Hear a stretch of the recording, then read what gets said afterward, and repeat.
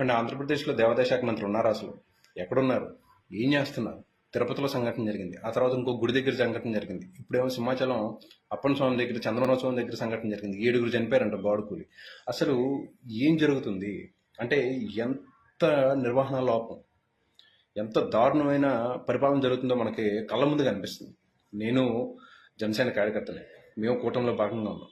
ఇప్పుడు దీనికి ఎవరు బాధ్యత తీసుకుంటారు? ఆ బాధిత కుటుంబాలకు ఎవరు అండగా ఉంటారు? ఎవరు నష్టపరిహారాన్ని చెల్లిస్తారు? నష్టపరిహారం పక్కన పెట్టండి, అసలు ఇంత ల్యాబ్స్ ఎందుకు జరుగుతుంది? తిరుపతి సంఘటన నుంచి ఏం నేర్చుకున్నారు? లక్షలాది మంది భక్తులు వచ్చేటువంటి చందనోత్సవంకి కనీసం ఏర్పాట్లు చూసుకోరా? అంత పెద్ద భారీ గోడ ఆ, గాలివానకు కూలిపోయి ప్రజలు చచ్చిపోతారా? భక్తులు చచ్చిపోతారా? ఏంటి ఏంటి ఈ దారుణమైన పరిపాలన అసలు? కనీసం అంటే కనీసం ఆ, దేవాదాయ శాఖ మంత్రి ఆయన 3 రోజుల ముందు 4 రోజుల ముందు వచ్చి ఇక్కడ మకాం వేసి ఇక్కడ ఏం జరుగుతున్న ఏర్పాట్లు సరిగ్గా జరుగుతున్నా లేదనేది కనీసం చూసుకోరా?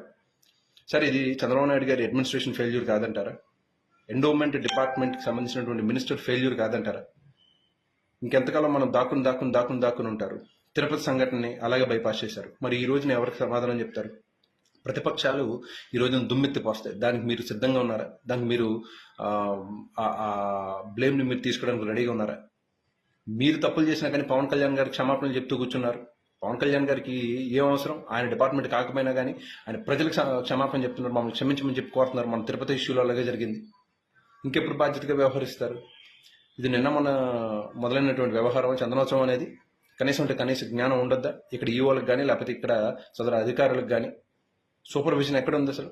ఎవరు చేస్తున్నట్లు? అంతకుముందు కూడా చందనోత్సవాలు జరిగినాయి, కానీ ఇంత దారుణంగా లేదు కదా. ఇంత దారుణమైన పరిస్థితి, 7 చచ్చిపోవడమా, ఇంకొక 2 విషమంగా ఉండడమా? ఏంటి ఏంటి నిర్వహణ ఏంటి? లోకం ఏంటి?